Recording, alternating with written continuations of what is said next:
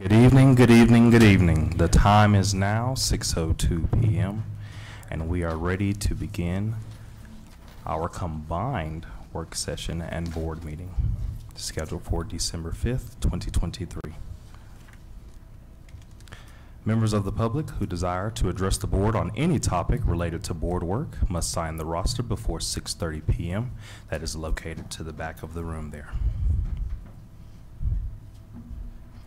April, would you please conduct our roll call? Yes, Mr. President. Ms. Regina English. She is not with us this evening. Ms. Michelle Wills-Hill. Here. Ms. J.J. Frazier. Here. Ms. Joyce Salazar. She is joining us via online, virtually this evening. Okay. Mr. Gory Williams. Here. Candelora. Here.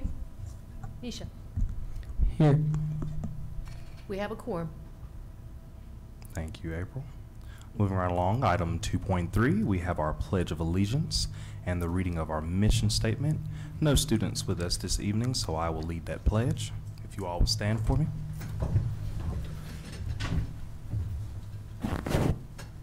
I pledge allegiance to the flag of the United States of America and to the republic for which it stands, one nation, under God, indivisible, with liberty and justice for all.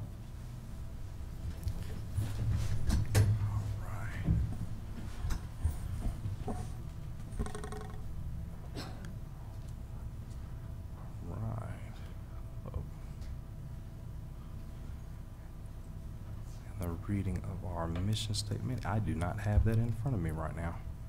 You would think I would know it after all these years.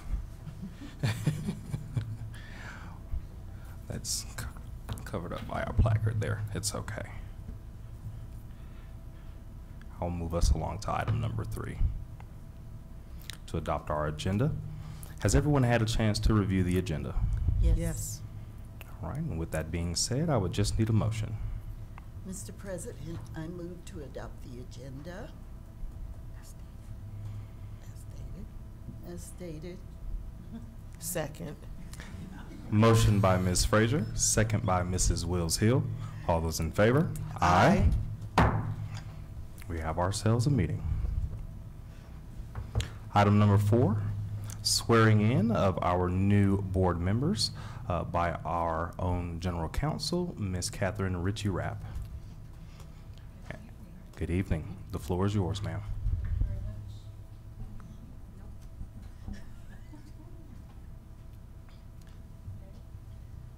It's your button. It's just a button, isn't it? Okay. Thank you very much. Good evening, members of the board. We are going to, at this time, address item 4.1, and that's the certification of election results. I'm going to read the message we've received. Chuck D. Browerman, clerk and recorder for El Paso County, has certified that a coordinated election was held in said county on the 7th day of November 2023. The following number of votes were cast for El Paso County School District Number 2 Board of Education Directors. There were 3 candidates running for 2 seats. Pamela L. Robinson, 4,284 votes. Corey Williams, 4,025 votes. Sharia Elliott Sterling, 3,126 votes.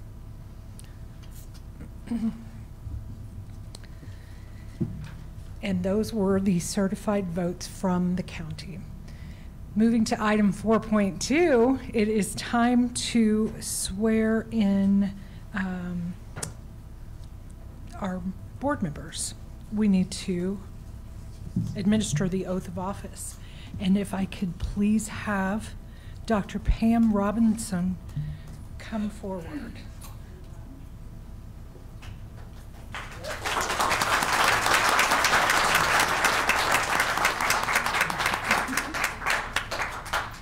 Dr. Robinson. You can take the mic off that. Okay, thank you. Or me. I'm going to mess it up. Thanks, Dr. Robinson. I will actually give this to you and just move in a little closer. I'm going to have you repeat after me. I state your name. Pamela L. Robinson. And raise your right hand. Thank you.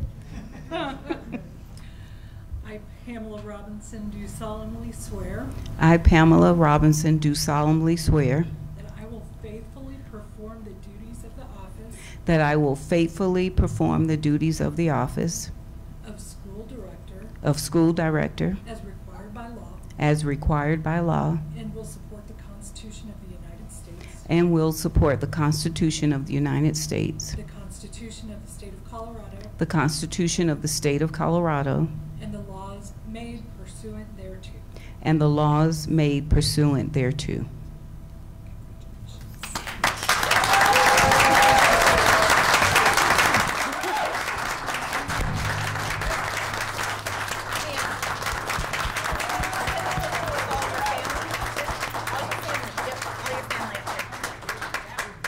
All your family up here.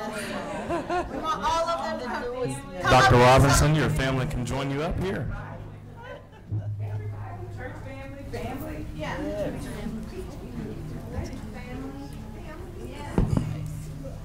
And Dr. Robinson, could I have you sign so it's official?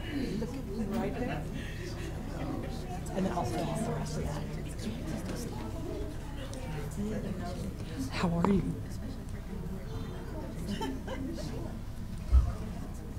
Yes, you're fine, yes.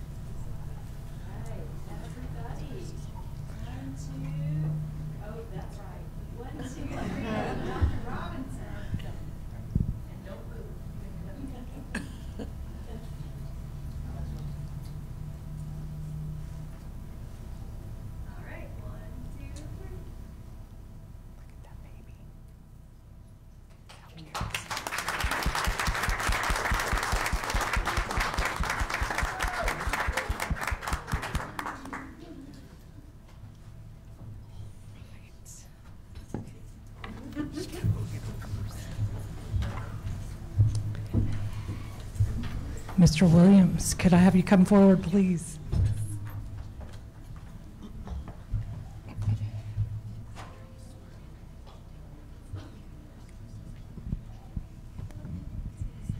Here we go again. All right. Please repeat after me. I, Corey Williams, I, Corey Williams, do solemnly swear do solemnly swear that I will faithfully perform that I will faithfully perform the duties of the office of school director the duties of office of school director as required by law, as required by law, and will support the Constitution of the United States, and will support the Constitution of the United States, the Constitution of the State of Colorado, the Constitution of the State of Colorado, and the laws made pursuant thereto. and the laws made pursuant thereto. Congratulations. Thank you.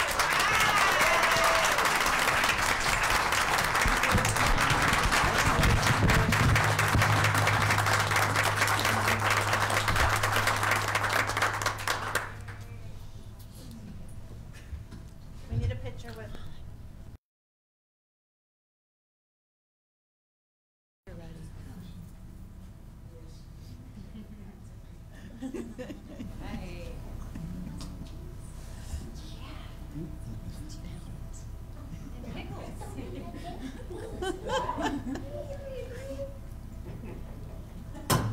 And then Christine, one more of all the new board up here with the student board reps. We take a lot of pictures. Yeah, we do. Corey say, yeah.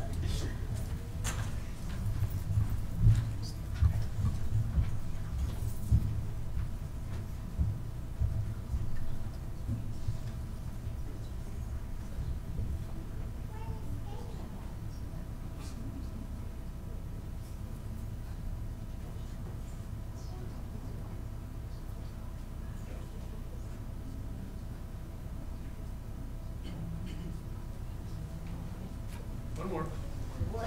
Please. All right. Oh, my. Outstanding. Thank you.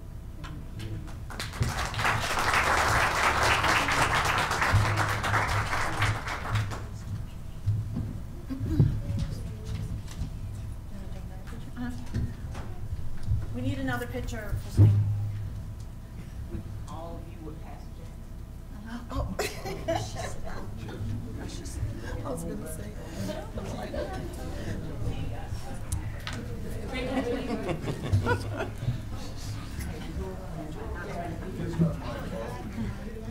You bet. Take pictures. I'm sorry. Okay, no, I'm saying for planning her passport, I want to make sure to get, Yes, yes, everyone in. yes, yes, yes.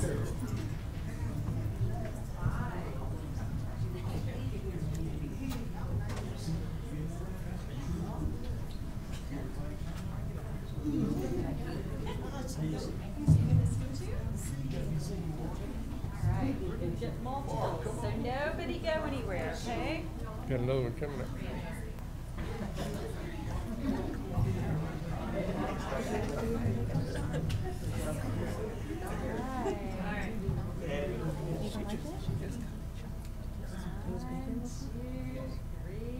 Don't go anywhere. 1, 2, 3, don't go.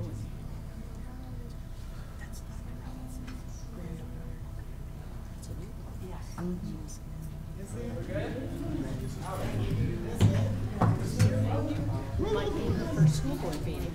I think that would be.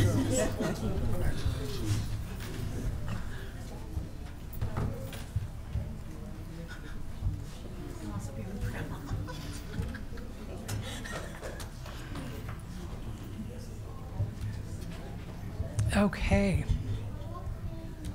I am going to drive the train for just a few more minutes. Moving to item 5.1, it is time to elect a board president.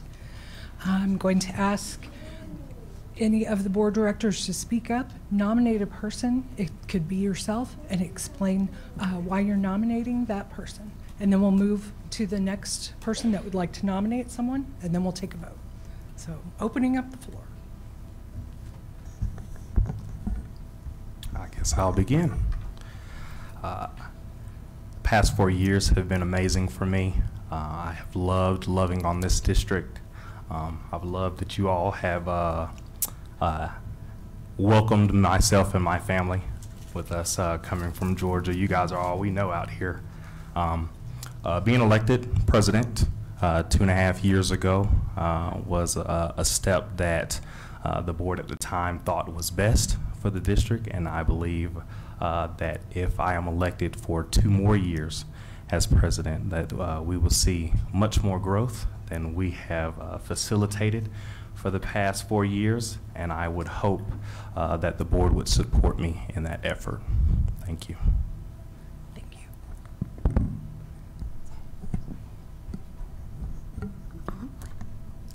Okay. While Mr. Williams has served this district proudly, successfully, leading this board from the time that we were elected in 2021, and he has done a stellar job of leading us the past almost 3 years. I personally feel that it's time for us to transition to another board member to serve as president, and I would like to nominate Michelle Wells Hill. Thank you.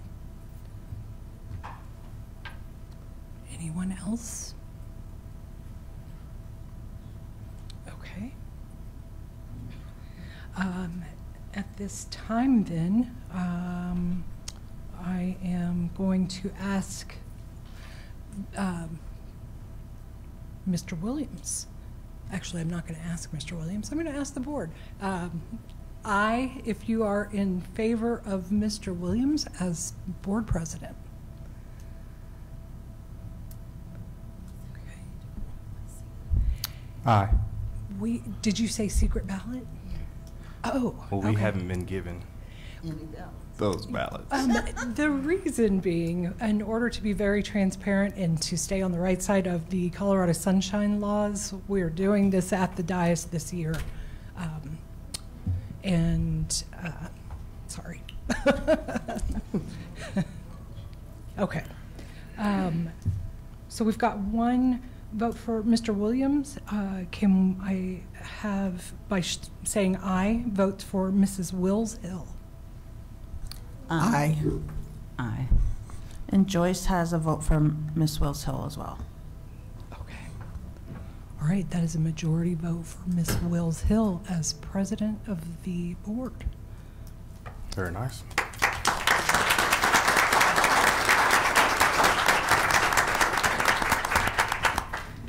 At this time, we are going to move to passing of the gavel.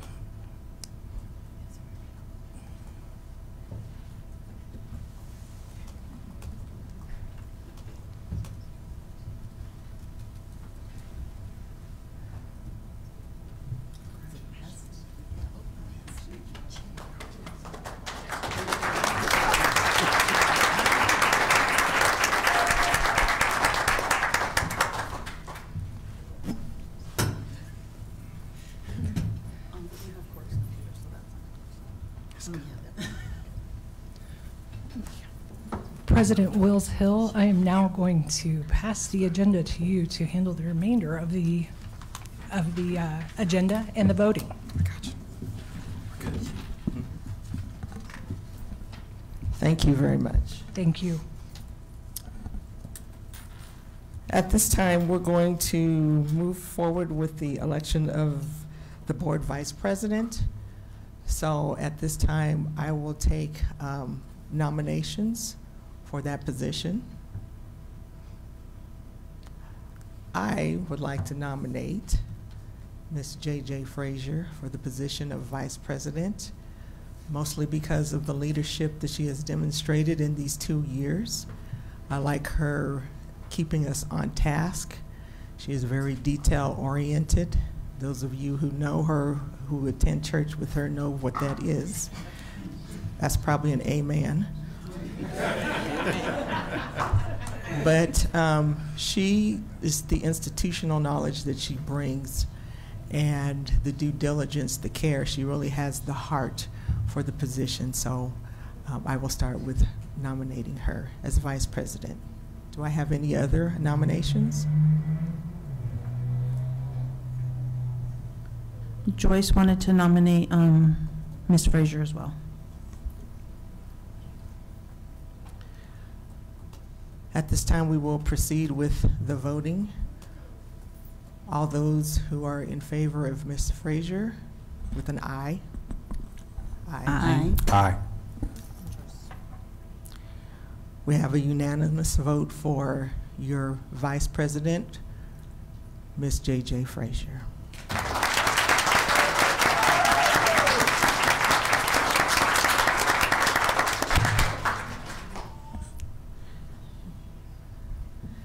Moving forward, we're going to move along with the election of the board secretary.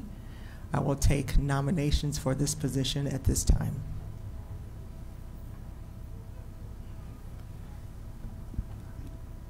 Seeing how that's one position I have not served in, I will nominate myself for board secretary. Ms. Salazar online would like to also nominate Corey for a secretary position. All right. Seeing as how there are no other nominations, at this time we will open up the floor for voting. All those in favor of Mr. Williams as vice president, say aye. Aye. As secretary. Oh. I mean, you know, You'll get a few of them. It's all right. You'll get used to it. I just got started here. I'm just trying to warm the seat. All those in favor for the office of secretary, please say aye at this time. Aye. Aye. We have a unanimous vote. Our secretary is Mr. Corey Williams.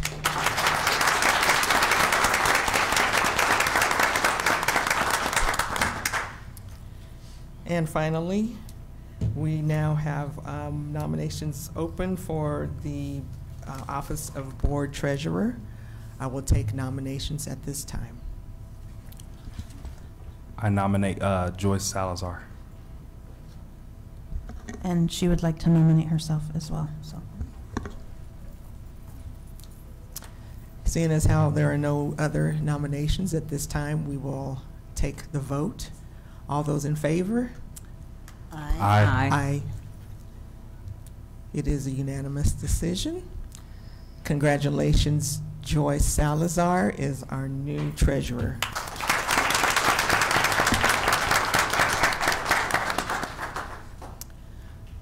Item 5.6 is the signing of board confidentiality affidavits. May I approach the dais? Please do.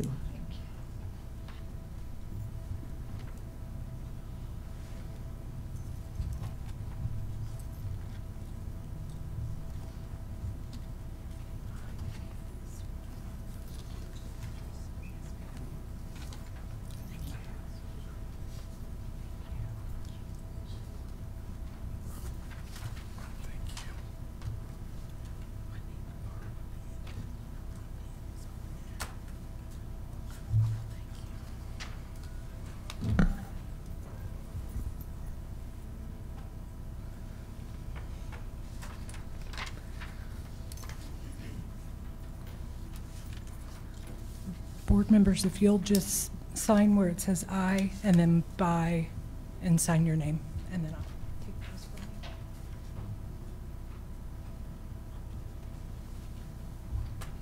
Yes.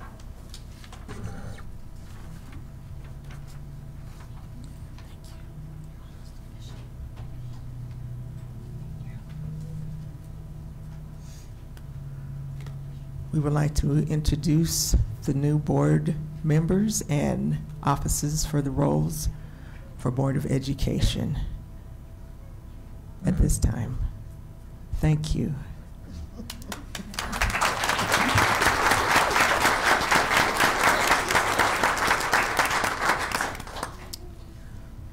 So those of you who are not necessarily interested in all the goings on of board dynamics, if you're so interested, you're welcome to stay, but we understand if you need to go.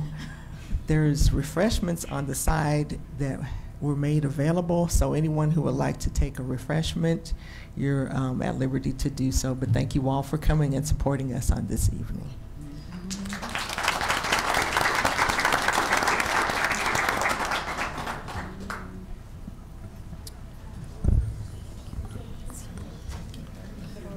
Let's take a 5-minute break. So this is for CAS. 5 minutes.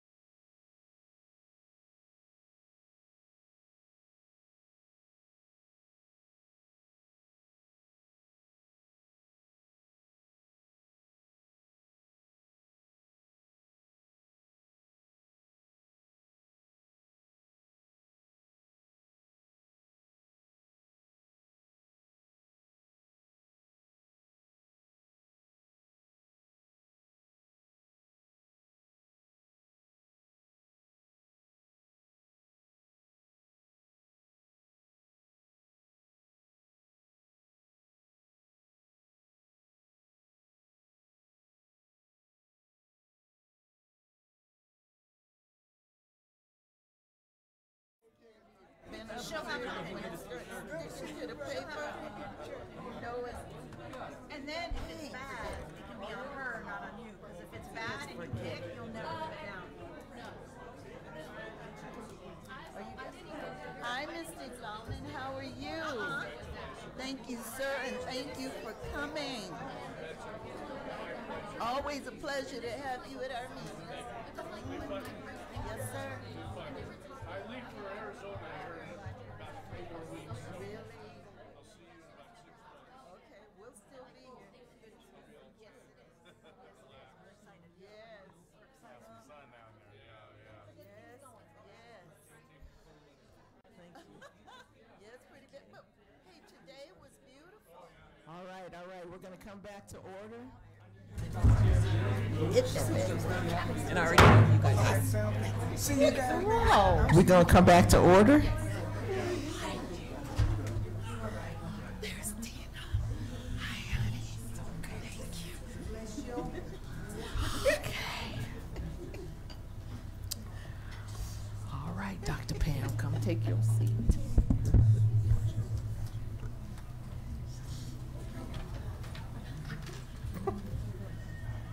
Did I hit that? You wait till the meeting's over and hear how hard I hit that. We're moving forward to item number 6, 6.1.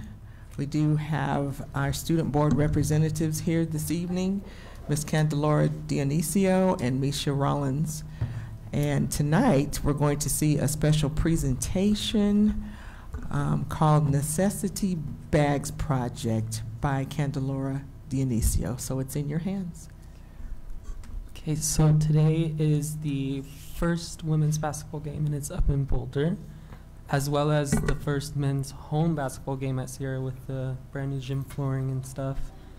And this week's the last full week before finals next week, so we have half days Tuesday and Wednesday, and our first finals in the afternoon on Monday. And then for the month of December, Sierra is participating in a month-long Spirit Week.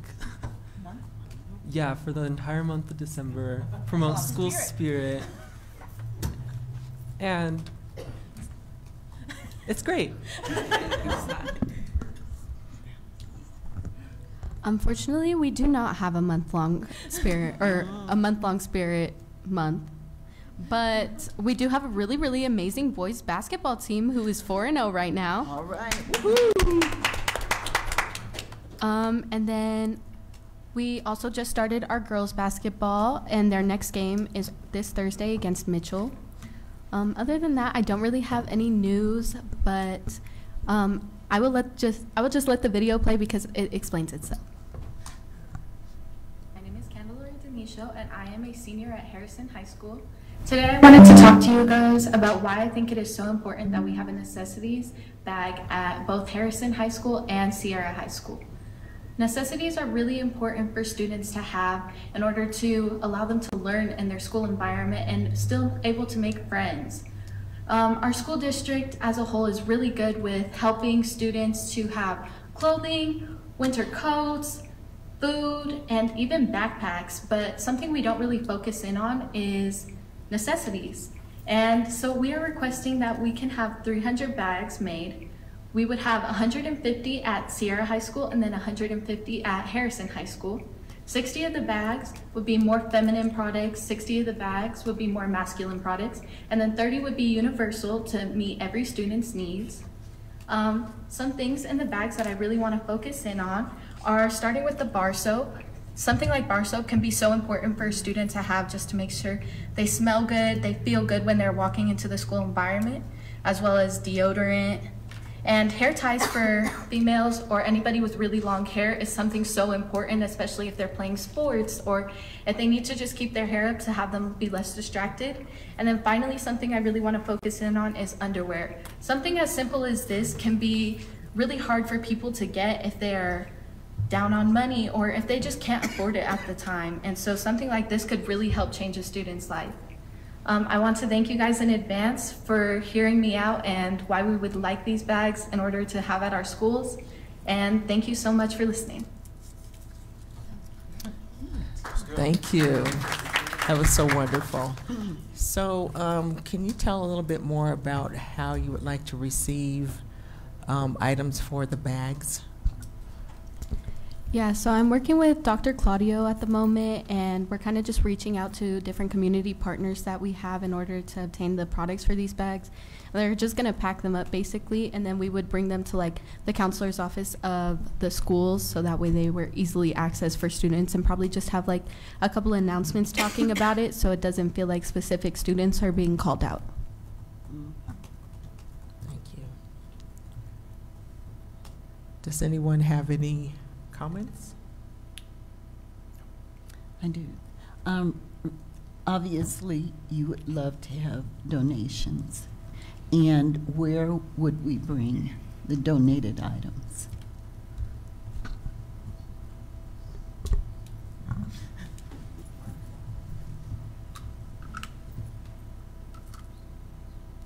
So what we're asking our community partners, or anyone who wants to donate, is to already have those donations put into the 2-gallon Ziploc bag so we can deliver and drop them off to the counselors. The reason we're using a 2-gallon Ziploc bag is because Candeloria's great idea of they could go right into the backpack and nobody will even know that they're carrying those around. And so Christine O'Brien and her team will start releasing that video out to our community partners, asking them to get those all assembled, ready to go in those bags so we can drop them off at the high schools. Candelaria will work with Misha to make sure that they get those squared away, and then they know, students will know where to pick them up. But we want all of those already packed and assembled, so we're not having to do that and trying to pick up the pieces that aren't in the bags. Thank you. Yes, ma'am.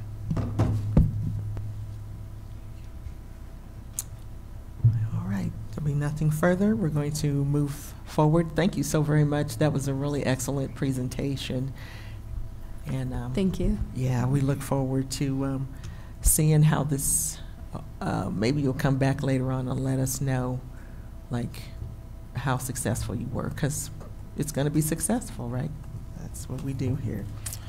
All right. I just want to take a moment to talk about the amazingness that happens with these two students right here. I think 3 months ago, we were doing some meeting, and Candelaria said, I have an idea. Can we do this idea? And I said, that's a great idea. Dr. Claudio would love to do that idea with you. So she connected with Dr. Claudio, they talked through it, they put the video together, and now they're presenting it, and it's gonna happen. Also at Sierra with the Superintendent Advisory Council, Misha's on that, and they're changing their schedule for next semester based on some of the work that the kids have done. And so we're not just talking about student voice, it's actually making changes and it's impacting outcomes and the situation for kids. And so amazing student board reps, but it's happening throughout our schools and making the student experience better for all kids. So thank you guys.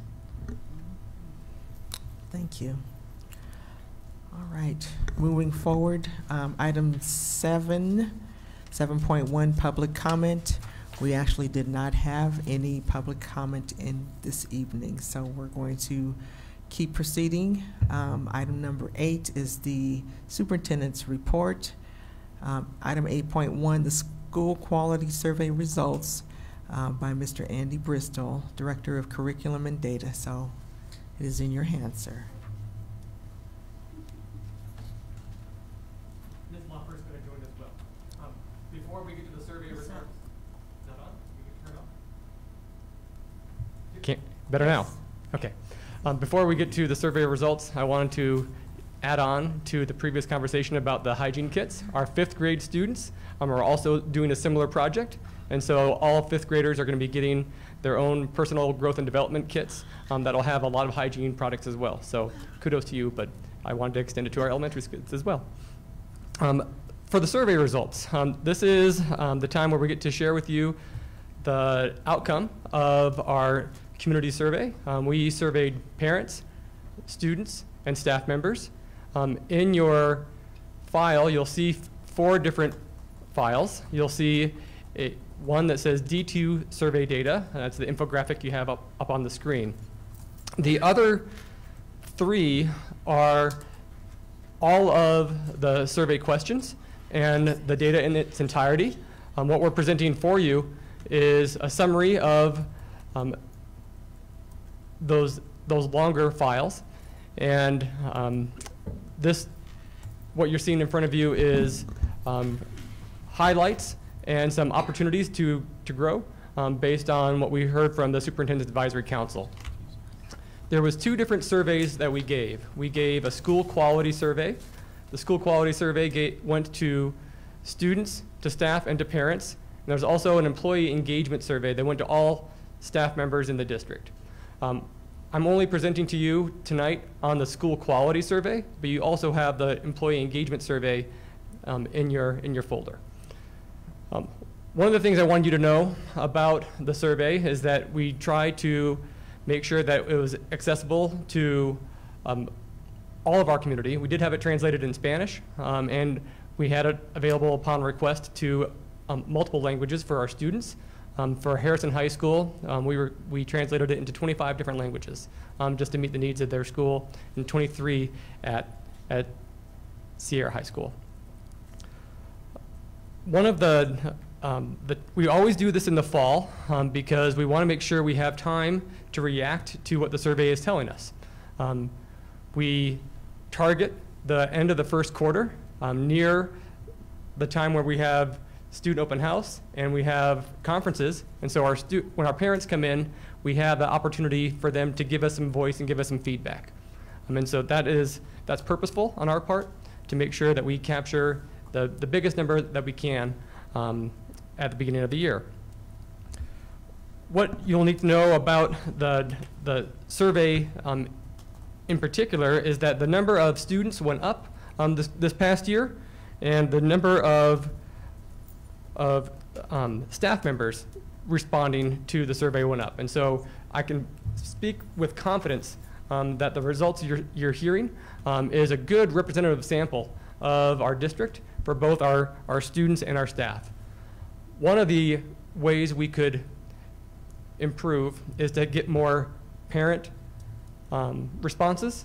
I know there's more voice to be heard, but that's an opportunity that we can improve upon. The first survey I'd like to look at is the students. And one of the things that is central to the positives of our students is that relationships are at the center of our success. When you look at all the adults in a student's life, they indicate that there is good relationships with their administrators, with their parents, and with their teachers. And that's the overview of the positives of our students. Now, for the improvement opportunities, what you'll see is that we could do better with if they have a trusted adult at their school to speak to something. If they can have someone to confide in. Those relationships are there, but not to the point where they feel that they have an adult that they can confide in something if they have a problem to ask them about. Other feedback that our students are telling us are that they're looking for, especially in the secondary, they're looking for engaging in their classroom, engaging with the content.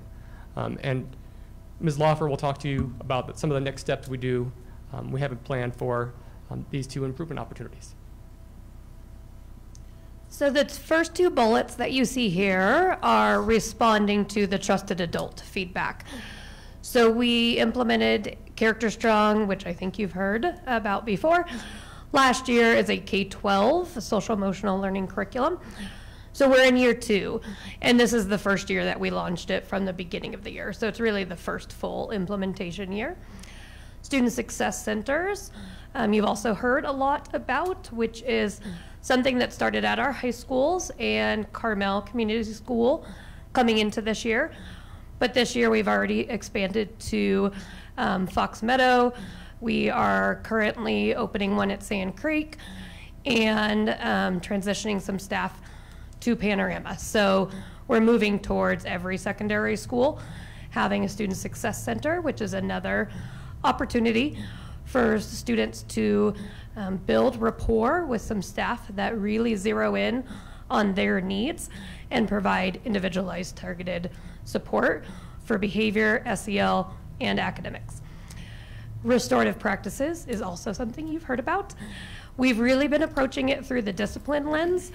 This year, it is really more of the holistic organizational lens. So thinking about if we want to be a restorative organization, looking at all of our systems through that lens. And so we have set aside time. We're doing training throughout the year, but we've set aside time in May at the end of the school year for all of our school administrators, counselors, psychs, and social workers to get very thorough training, and we're working with some outside groups to support us in that. The last bullet responds to the feedback around making sure we're continuing to make our classrooms more engaging. So building thinking classrooms is something that I have spoken with you about in the past. We're starting with secondary math classrooms is our target, and that is where it is really around students working through math in a collaborative way and really dialoguing, taking risks with numbers. It's not the traditional math that we all experienced as students. DBQs, or document-based questions, is something we're piloting at a couple of our schools with social studies and science, formally with science, but it's already started to expand into other content areas. And unofficially, we've already decided we'll expand to all of our schools because the teachers in the pilot are loving that. And kids are really engaged in breaking down complex texts and being able to group ideas to come up with a thesis statement and explain their justification. You also have heard a lot from us about career-connected learning. We have moved faster with student internships than we had planned because the interest is there. The number of students that showed up at our internship fairs earlier this semester was amazing. Some of them have moved faster than we have and have already secured paid internships themselves, and now we're catching up to help them. And so the interest is there, the need is there. Today, Christine O'Brien actually sent executive team an article about secondary schools and the direction that we're really headed statewide and nationally is around more career-focused experiences for students. So those are the actions that we are working on to address some of this student feedback from the survey. Any questions about the student feedback? All right, then we'll move to the next stakeholder group. So when we surveyed our staff, this includes our instructional staff. This isn't department level staff. This isn't support staff. This is our para-educators and our teachers and our administrators in this survey. The results are in your folder for everybody else, but we're focusing on our school-based staff for this result. So generally speaking, the positives of our staff, they report that they know how to support the whole child. They know what to do in cases of how to support mental health. They know what to do and can embrace diversity. And they agree that they build positive relationships with their students. And so my takeaway here is that our staff are confident and that they can support all aspects of the development of a child. In terms of improvement opportunities, we see that majority of our students, staff feel like the majority of our students meet behavior expectations, 70%, but they feel that parents could learn more about what is expected of their child at school. And so what the survey is telling us is that staff have some pretty solid opinions on behavior and what they're seeing as a possibility as a next step, and Ms. Lawfer will talk to you about that. So you'll see in the next step several layers of our approach here. One is that we always know we can do better with communication. Last year we had a focus around positive communication in our schools, creating systems to reach out to parents about positive things that they're seeing about their child at school. This is kind of on both sides of this, of really looking at how do we engage our parents in a different way. Yes, we bring them in for conferences. yes, we have regular meetings, but really how do we come alongside and partner with parents so that we are all in collaboration around the education of their child. So that one is a broader next step, because I just feel like there's so many different ways that we really can enhance that work, and it's a big part of our strategic plan as well. Multi-tiered systems of support really goes along with that. We have an MTSS coordinator who is working with all of our schools to really build that broader continuum of services, but also make sure that parents are involved in that process from early on.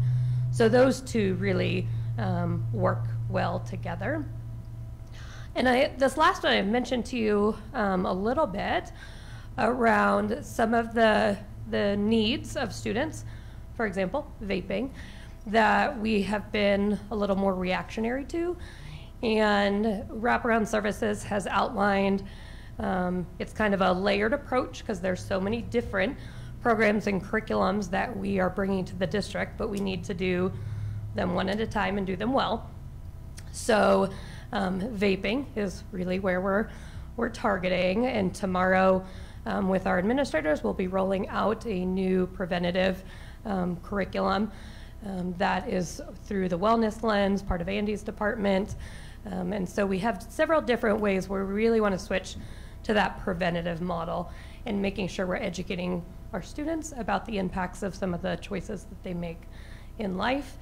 And then with mental health, I think we all know across society, there's just greater mental health needs. Then we need to continue to layer on support. We're hiring some additional student wellness staff, mental health staff, especially at our middle schools currently, to support the needs of students. But the newest layer is also mental health of staff, and making sure that a phrase we use upstairs all the time in teaching and learning is you have to have regulated adults in order to make sure that our students are regulated and come to school ready to learn. So we have to invest in our adults to then be able to best support our students. So we're really, it's a multi-pronged approach with mental health right now. Any questions about the staff feedback? All right.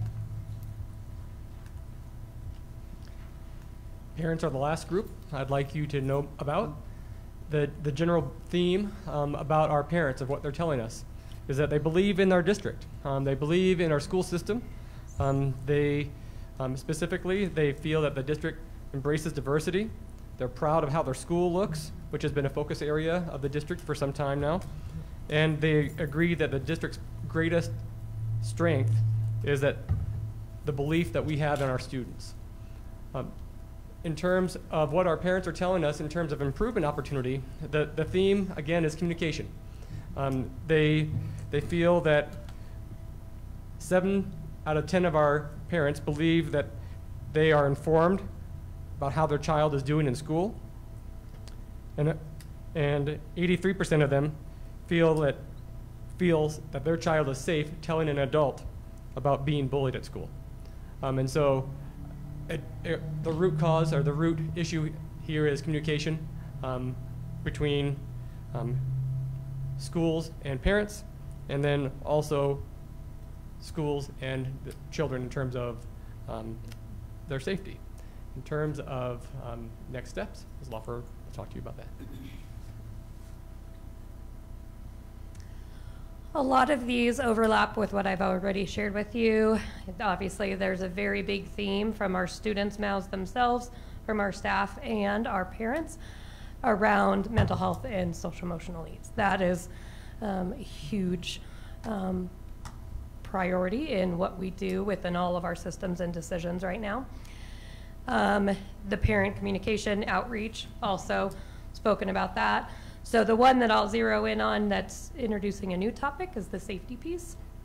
And I think there, the best kind of story would be from today, when Mayor Yemi visited one of our schools and a student asked, "What are you doing as mayor to help ensure that our schools are safe?"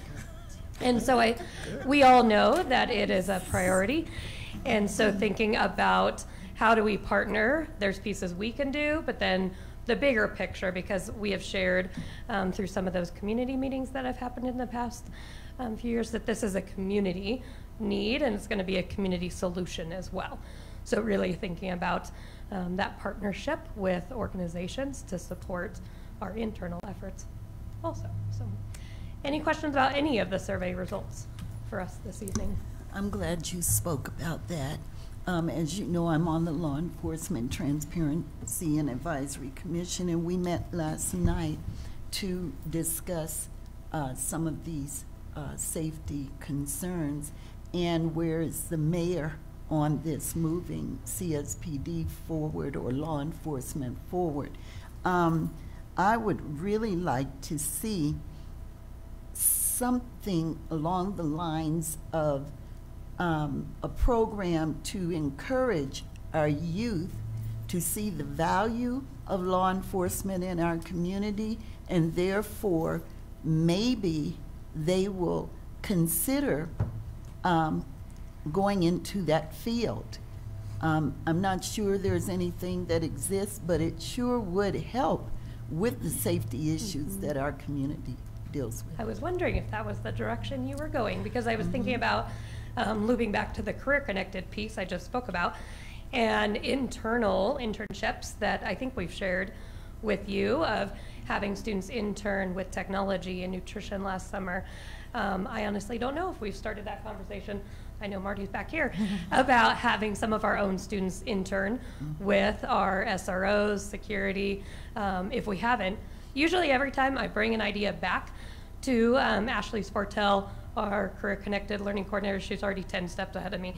So most likely she has already started that work, but to make sure that we're also partnering with some intern opportunities.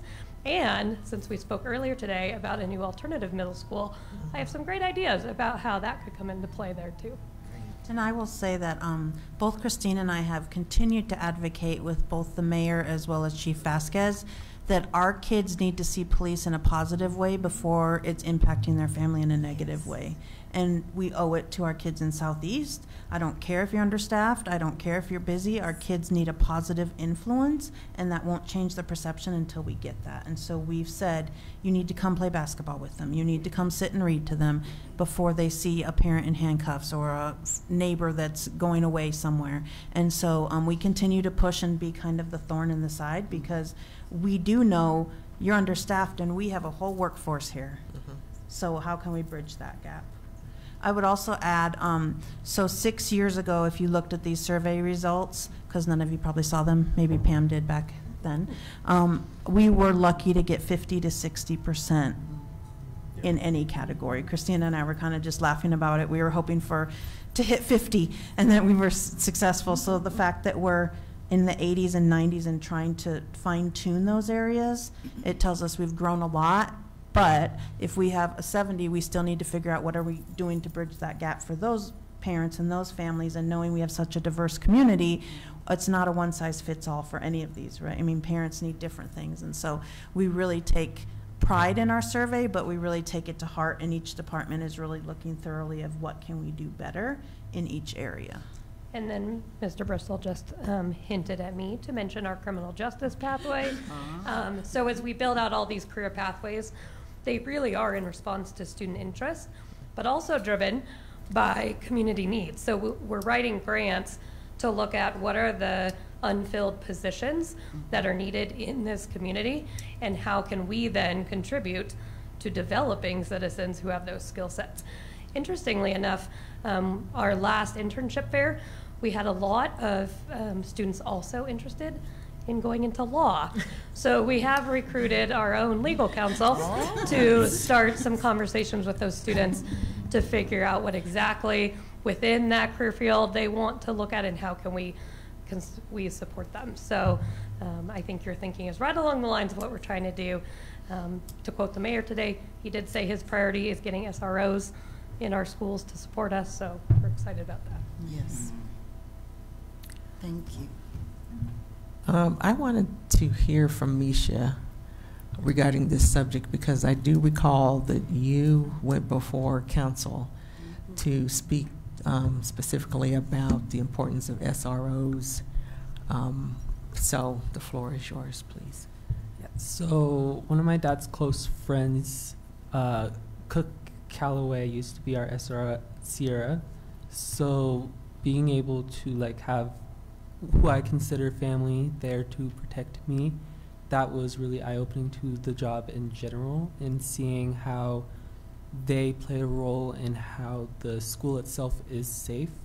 And when they put forth the effort to connect with students, it overall changes the environment of the school. Very good. And I just had one question. I think maybe the previous slide, I just want to commend your departments for acknowledging the mindset of the teachers, and just knowing that, you know, when they're strong and ready in front of our kids, then our kids are going to be strong and ready. But I wondered, what does that look like? Is it just the district offering, like through Dr. Claudio's department, or is it, I don't know, like something at the school and on mindfulness? I just wondered briefly what that looked like. There's lots of pieces to it. So there's the traditional employee assistance program, those types of, you know, counseling and therapy services that we provide through partners. But also, I think the newest piece is bringing that into the forefront of just an everyday part of our work environment. So we're trying to model that here in this building. So over the past 2 months, we've started a mindfulness weekly class that anyone in the administrative building can attend, to set that tone for, it is so important that we are allowing anyone in this building to take 45 minutes of their workday, because mindfulness is important to being productive in your job. And then we also started connection circles. So here in the boardroom, every Friday, there is a connection circle that staff are able to come to. And then we have a team, we're building basically a restorative practice team in this building who can go into schools and model those connection circles. We have our building instructional coaches who have a meeting on Friday, and often the instructional coach kind of becomes the counselor for staff who are stressed or overwhelmed.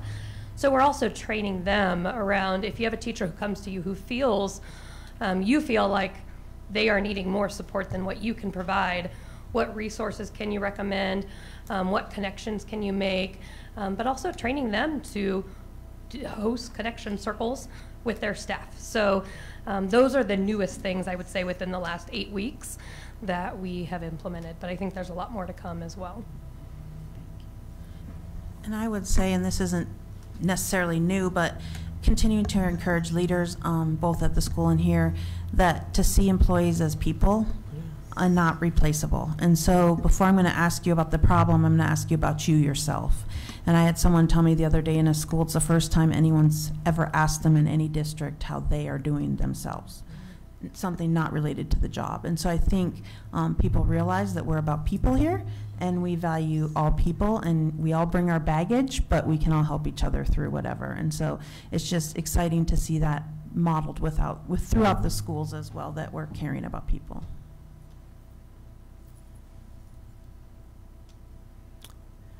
And I appreciate the additional focus for this. Really points towards culture and building culture here. I don't know if they do this in any other school districts. I've never heard of the focus being on even the well-being of staff and teachers. So I just really appreciate us being a step ahead and being innovative about how we are holistic for everyone. Are you going to say something, Mr. Williams? Did you have a comment? No, I'm good. Okay. Well, if there's nothing else, then we're going to move forward. But thank you so very much. Thank you. All right, next on our agenda is matters reserved for board action. Item 10.1, the mill levy resolution. And at this time, we're calling Ms. Shelley Becker up. Oh, I'm sorry. I skipped 9.1. Oh, that's still you. Okay. No. We want you to just get your talk out. So item 9.1 OE11, instructional program indicators. Again, Ms. Shelley Loffer, assistant superintendent, teaching and learning, and Mr. Andy Bristol. The floor is yours again. Flip-flop. This time I'll lead and he'll step in and support as needed. So last month we came to you with some recommended policy changes to OE11, primarily 11.7 and 11.8, if you remember that conversation. So that did postpone our regular indicator report to this month instead. So you have the revised indicator report in front of you. I'm going to point out the three major changes that we made, but overall you'll also see in the red line version, and thank you for some early revisions and eyes on it. We're trying to streamline the language to be consistent, so just always recognizing our organization as D2. So you'll just see instead of the district or Harrison School District 2, we made some minor changes there. But in terms of actual content, the first change with indicators you'll see is 11.3, which is on page 4. And this goes along with everything we've been talking about with career-connected learning. The additional indicator reads, the district provides students with work-based learning opportunities. And so we're wanting to make sure that that is something that we provide to all of our students.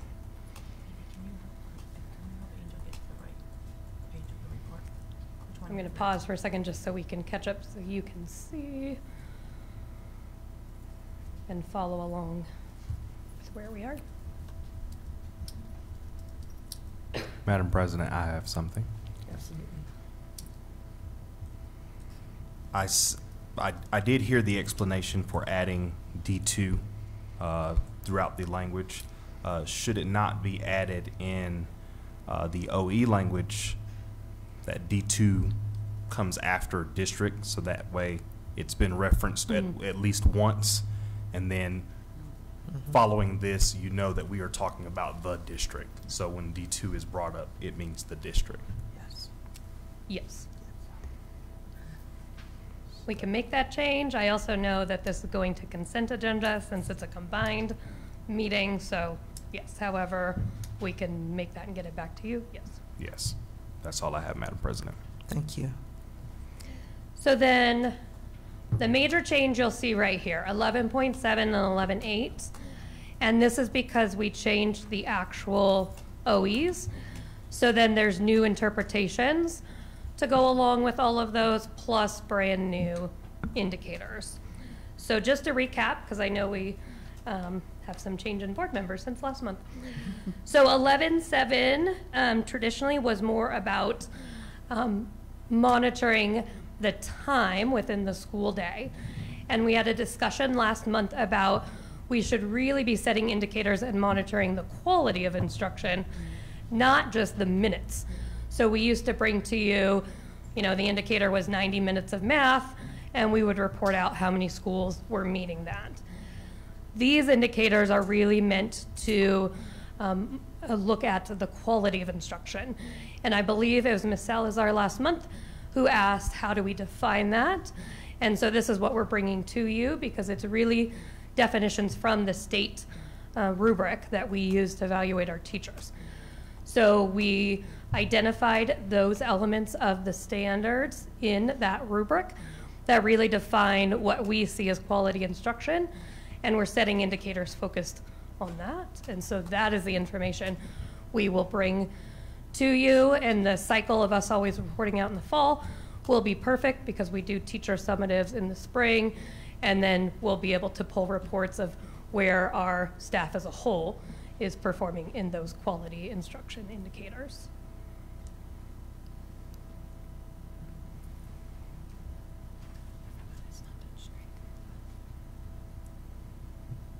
You can move along. Okay. So then 11.8, the changes there. just slight wording changes, but that did result in new interpretations. And then we're really, once again, the indicator is around making sure we're maximizing instructional time. And so that breaks it down in just a little different way than we've reported it out. But I think one of you stated last time that really is just kind of a combining of multiple sentences into one. It's just fine tuning some of the languages there. I wouldn't say it's major content changes like 11.7 is.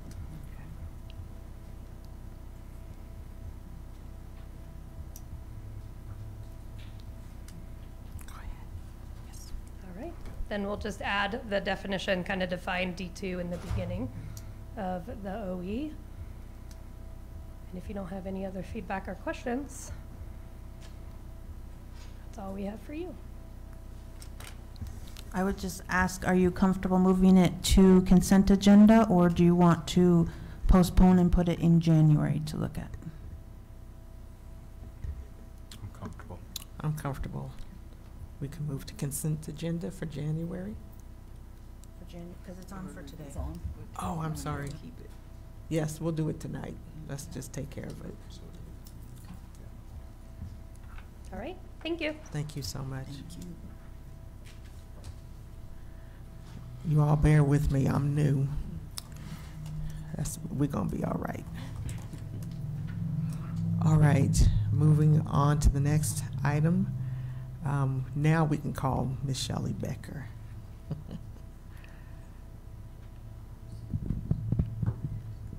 Good evening, Board of Education. I got to take the microphone out. Good evening, Board of Education. We are here tonight. The presentation is the certification of the 2023 mill levy for Harrison School District 2.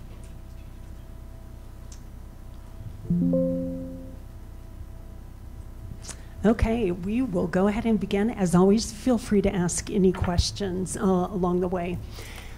So, as defined by state law, each school board of education is required to certify to the county commissioners by December 15th our mill levy. In a normal, regular year, the mill levy is based upon the AV that is sent by all counties to school districts in late November. And what we're here tonight is certifying the mill levy for tax year 2023, but to be collected in 2024. So a lot of things have happened over the past several months. There was Proposition HH that was on the ballot, which was again aimed at property tax relief, which did not pass. A special session was called. And with that, you see listed here SB 23B-001, which was approved November 20th. And that talks to a lot of property tax relief for homeowners, such as $40,000 off the top of, your homeowner's assessed valuation. Really what's been impactful to school districts is the deadline has been extended. So again, I've been doing this work for over 20 years, and this is the first time the deadline that I've seen to extend past the normal legal compliance of December 15th. So because of that special session and just the ongoing conversations around property tax, the deadline has been extended to certify school districts' mill levies to the county, and they're also certified to the Colorado Department of Education. That deadline has been extended to January 10th. And just as a reminder to the Board of Education, it does take by an approval of a resolution to certify a mill levy. So with that, we are here tonight. The information that we're going to talk through, assessed valuation information is given to school districts in August 25th, and they're called preliminary numbers. The information that is contained therein tonight, because we have not received our final December official assessed valuations, the information we have tonight is our August preliminary numbers. In looking at last year, looking at the change, there was less than a 1% change from last year, from August to December. So very hopeful that these numbers will not change in any material way from August to December.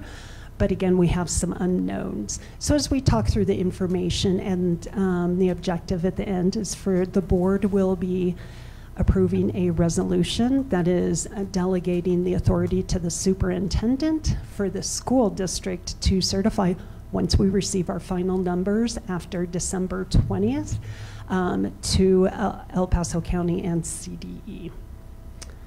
That was a lot talking. Let's get to the numbers. So where are we year from year? So last year, at the same time last year, we were looking at just over 800 million in our net assessed valuation. Look one column to the right, and we are officially over $1 billion. So with that, the green arrow, that's a 26% increase here within our 19 square miles of our assessed valuation.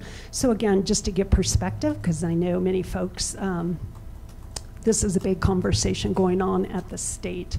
So with this, in comparing, I'll just go through the categories. Total program.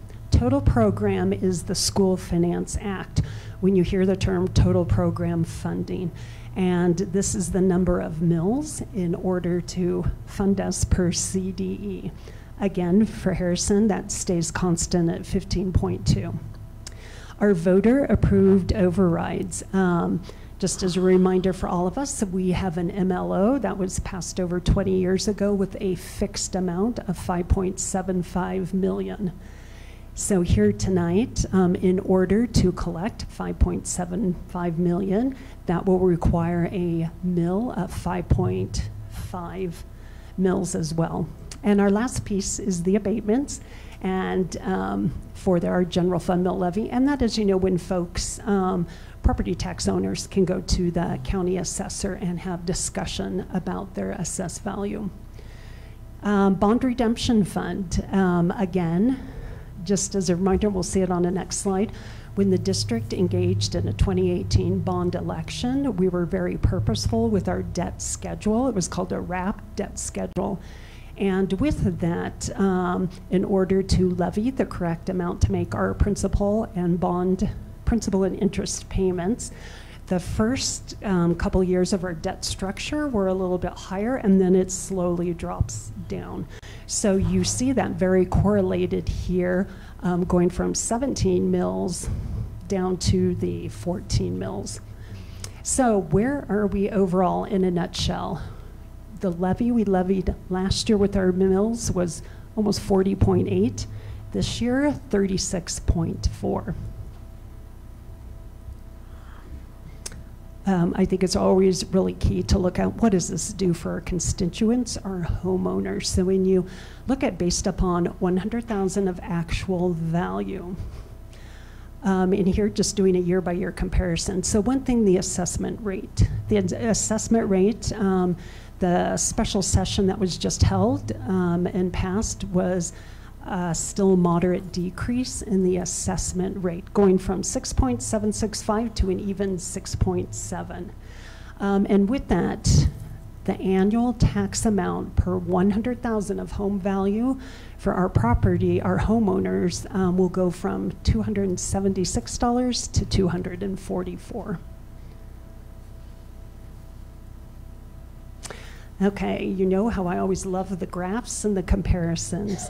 So here, this just gives a pictorial. When you look at, and again, I'll reference the green, our bond. And you can see as we are retiring debt in our wrapped debt schedule, how that looks. And again, that's probably the largest component of change over time for here at Harrison. I always like to, I think it's helpful to look at what our neighbors are doing as well. Again, because mill levies have not been certified right now, this is looking at the data. We have to report from a year back, but I find this really interesting, and I would point attention to the override, the darker blue in the middle. Just a really interesting point of comparison, because earlier this year, we were talking about and exploring a mill levy override. When you look at our neighbors, again, it's just interesting to gather the data and to see where you look at some of our neighboring school districts here in Colorado Springs are with their mill levy overrides. It's always helpful to then within the state of Colorado to compare to districts of like size. So again, Harrison School District is this unique middle spot. We're not considered a large school district, and we're definitely not rural and small.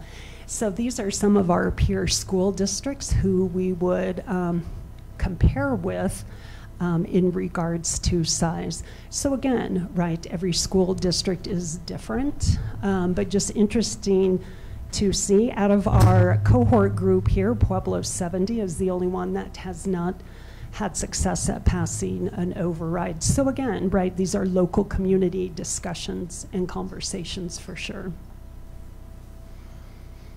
So where we are, as a school district, we are to certify our mill levy to El Paso County and the Department of Education before January 10th. El Paso County has let school districts know that approximately December 20th is when we should receive our final assessed valuation numbers for us to get that certified before January 10th.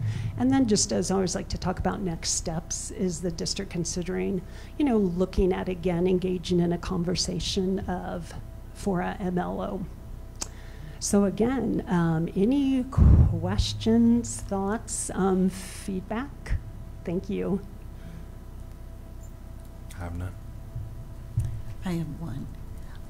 We had prior conversations about the ESSER funds running out in September of 2024, correct? That is correct. And our federal ESSER funding, elementary, yes. secondary, emergency Can you relief, tell COVID me what that funds. acronym is I again? got the first part. Oh. It's been so long. Elementary, secondary, school, emergency relief. I think. That is running out in September of 2024. So it's going to be important for us to really consider and have discussions about a possible mill levy election at some time in the future, correct? Because we're going to have to absorb some of that.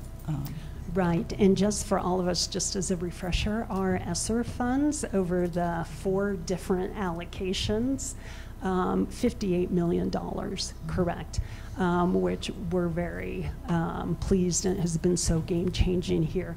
The last of ESSER 3, which was the largest component for us of about $32 million, ends the end of September 2024.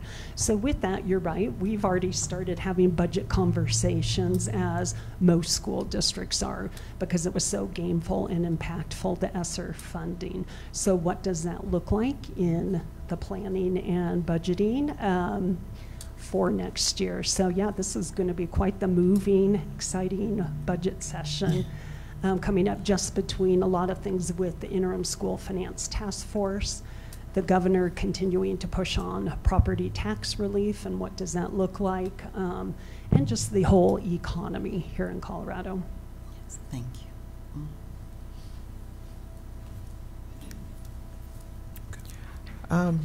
You know, I always have to circle back to the buy down the negative factor conversation. And how could I forget that as well? Yes. Okay. So what does all this mean for what that is going to look like? Right, so add into that one more moving piece is the intent is to completely buy down the negative factor, which has been in existence since 2009 to 0. I think we're going to hear a lot of messaging and conversation to the point across the state of, hey, we've bought down the negative factor, so all is good. Mm-hmm. It's not, because once the negative factor is paid off or it's down to 0, the school districts in Colorado, all 178, are still at pre-funding levels adjusted for inflation and time of 1988. So again, concerted effort. So just between, thank you for bringing that up. So we have buy down of the negative factor. We have what's going on with property tax. And I expect, considering Governor Pohl is still pushing on that, even recent communication over the past week or two, that's still for conversation. We have the interim school finance task force. We have ESSER ending. So 4 kind of big moving parts and pieces that definitely will all play in and come together. Anyone else have any questions, comments? Thank you so much. You always do a superb job of explaining this to us. It's Thank you. really not easy, but thank you for your efforts.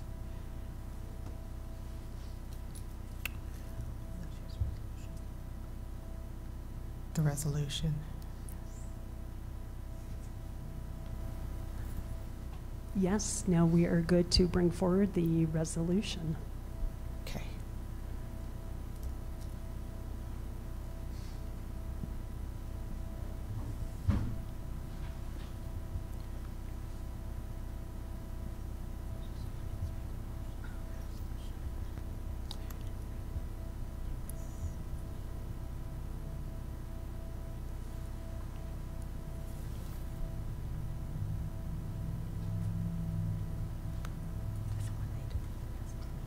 Oh, man.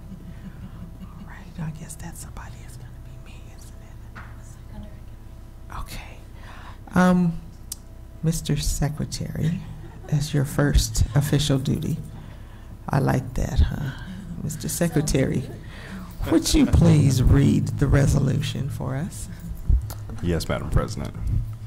Whereas pursuant to Section 22-40-102 Colorado Revised Statutes, on or before December 15, 2023, the Board of Education of Harrison School District Number 2 shall certify to the Board of County Commissioners of El Paso County the amounts necessary to be raised from levies against the valuation for assessment of all taxable property located within the school district for the general fund and the bond redemption fund for the current fiscal year.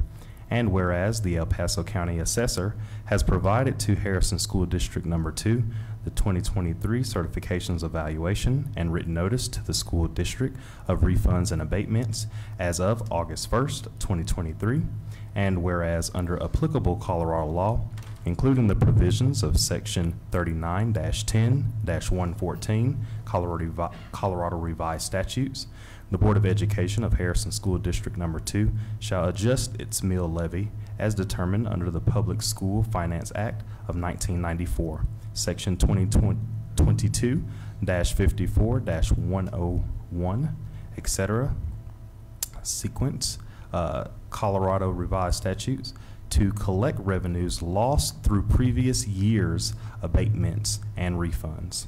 Now therefore be it resolved by the Board of Education of Harrison School District Number 2, El Paso County, Colorado, herewith authorizes and certifies to the Board of County Commissioners of El Paso County, State of Colorado, the total amount of $22,645,806 to be raised from a levy of 21.714 mills, consisting of a standard levy of 15.720 mills pursuant to the Public School Finance Act of 1994, 5.514 mills approved by voters as mill levy overrides, and 0.48 mills for abatements and refunds against the net valuation of assessment in the amount of $1,042,912,690 for all taxable property located within the boundaries of the school district for the general fund of the school district for the fiscal period beginning July 1st, 2023 and ending June 30, 2024.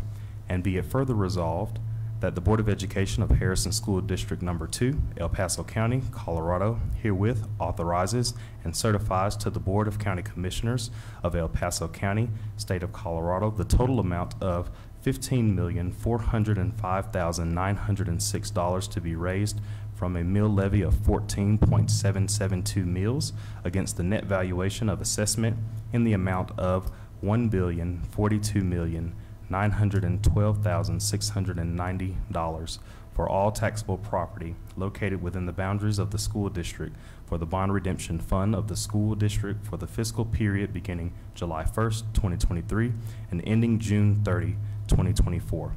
And be it further resolved that the Harrison School District Number 2 Board of Education, El Paso County, Colorado, hereby authorizes its superintendent to modify the final mill levy to generate the budgeted property tax revenues as may be required by changes in assessed valuation, value made by the El Paso County assessor prior to December 10th, 2023.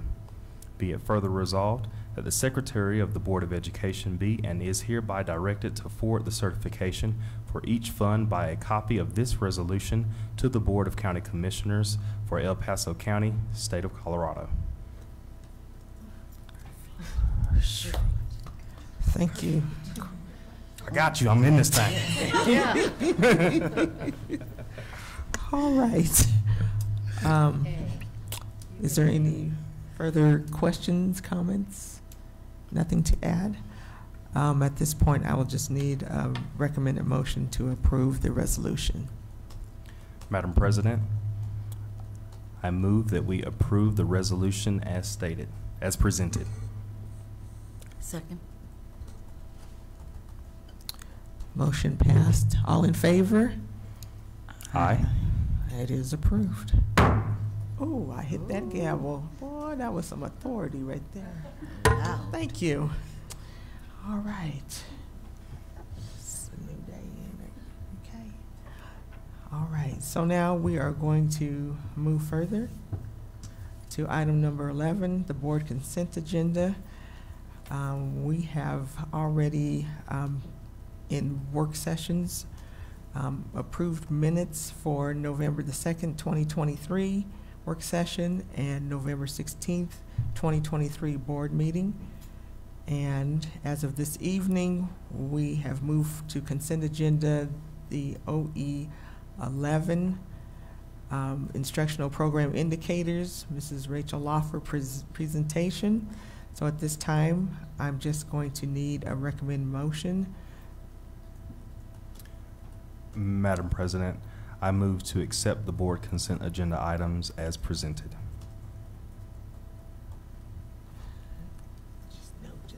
Second. Motion carried forth. All in favor? Aye. All right. The recommended motions are carried forward. All right, so we're moving to item number 12, the superintendent consent agenda. Item 12.1, we have the December personnel and comparison report. And if there is no comments on this, has everyone had a chance to take a look? There's no comments? Yes. We're good.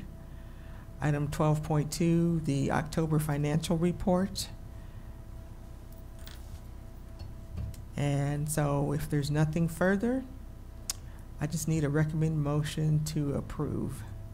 Madam President, I move to approve the superintendent's consent agenda items as stated. Second. All in favor? Aye. Motion carried forward. It's approved. All right. Did you hear me that time? Okay, thank you. All right. Item number 13. This is the annual work plan 13.1, and we do need to have some conversations because moving forward in the month of January, we need to start planning for a board retreat.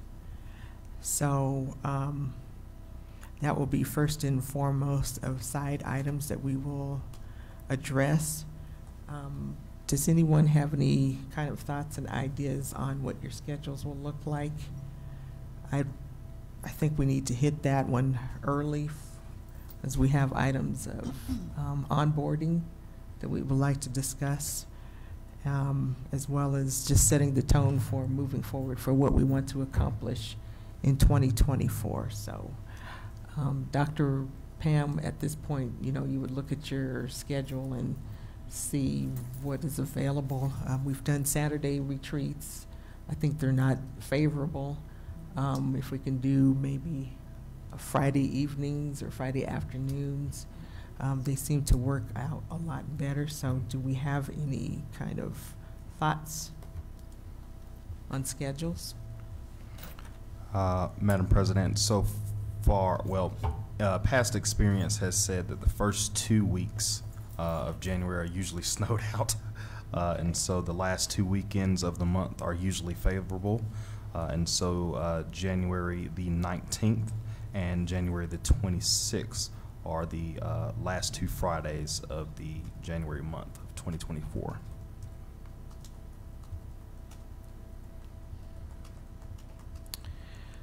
Does anyone else have any preferences? Those dates are good for me. You said the 19th? And the 26th. Do you have a preference, Dr. Pam? No, each of those work. Okay. Does that look good for you? If you need executive team there, we are available. We'd be available on the 19th, the 26th. We have all-day school visits. We have a bus and we go to all the schools together. So we'd be available after 3:30. That's our last visit. That's a long day. It's fun though. Is that okay? So we'll make it work. But on the 26th, we just couldn't, executive team just couldn't be here till 3:30. So it seems the 19th might be the best date for all of us then. Yes. Okay. Do you have that, April? We'll proceed with the 19th of January. And prior to that, if you'll just let me know what exactly you need from executive team so we can get our presentations ready. Thank you. Madam President, what time? What is good for everyone? I can be available that afternoon anytime, but Afternoon is fine for me as well. I'm fine. 2 o'clock? That works. 2's good. Oh. No, she was going to say like 3:30. You thought I was going to say 3? In my head, I was thinking, okay, probably 4, but no, 2, I can do 2. 2 is good. I'm all right, 2. If 3:30 is best, everyone will be here. Is 3:30. 3:30? Yes. I'm flexible. It's whatever we need.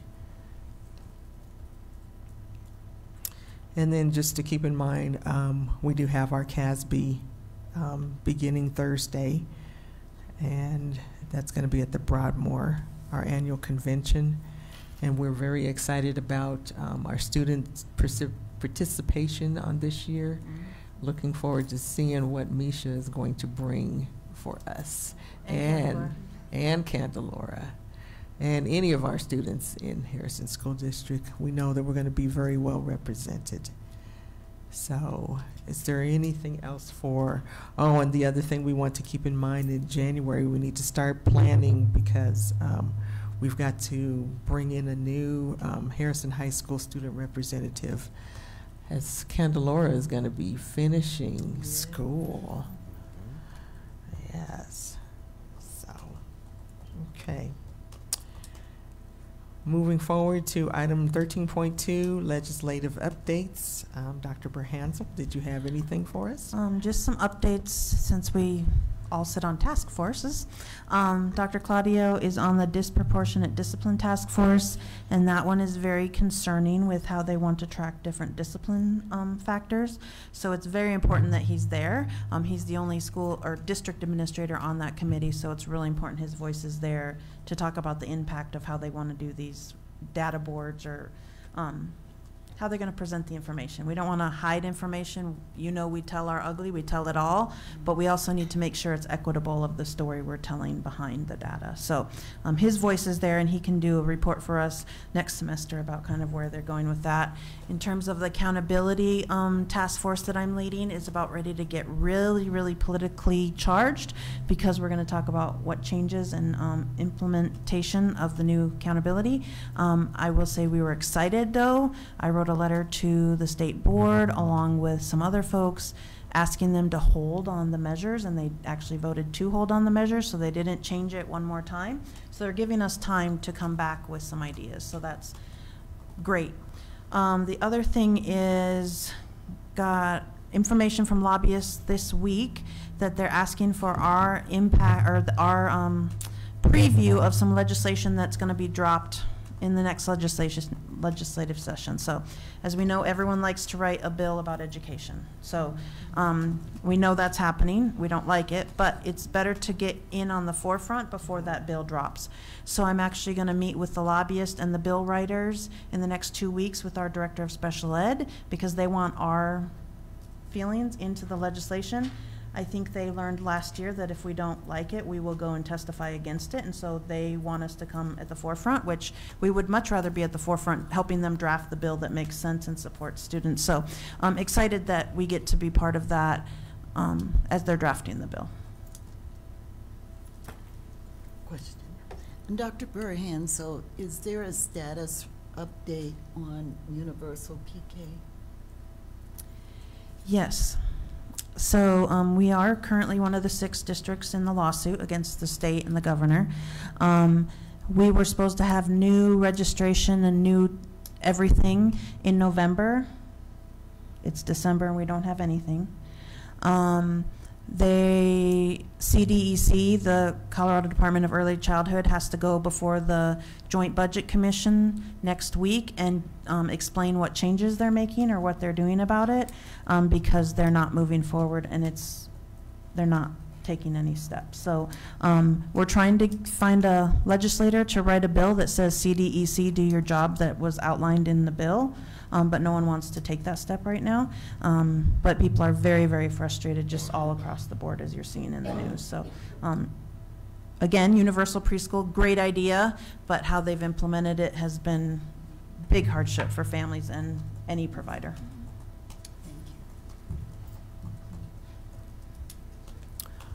All right, we are moving to item 14. To close out this meeting, I will just need a recommended motion. Madam President, I move to adjourn the Board of Education board meeting. Second. All in favor? Aye. Aye. This meeting is adjourned. Happy holidays to everyone, and thank you for coming.